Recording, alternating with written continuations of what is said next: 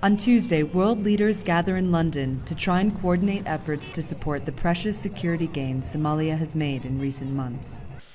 British Foreign Secretary William Hague recently reopened the British Embassy in Mogadishu, cementing the ties between the UK and Somalia and making his country the first Western nation with a fixed diplomatic presence there in 22 years. That we are able to reopen it today is testimony to the progress Somalia has made in the last few years. It's a symbol of our enduring commitment to the future of Somalia.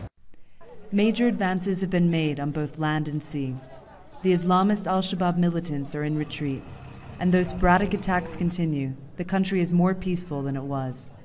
For years, Bakara Market here in Mogadishu was controlled by al-Shabaab.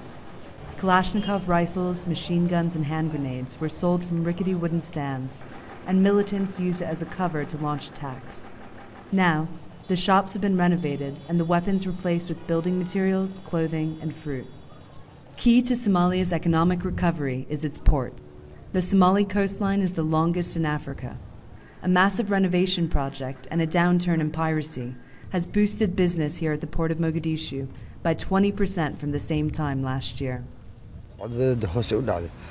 Piracy is now low, and we've seen that more ships now have the courage to bring their business to Mogadishu port. For much of the last decade, young Somalis have wreaked havoc among Indian Ocean shipping, seizing vessels and their crews.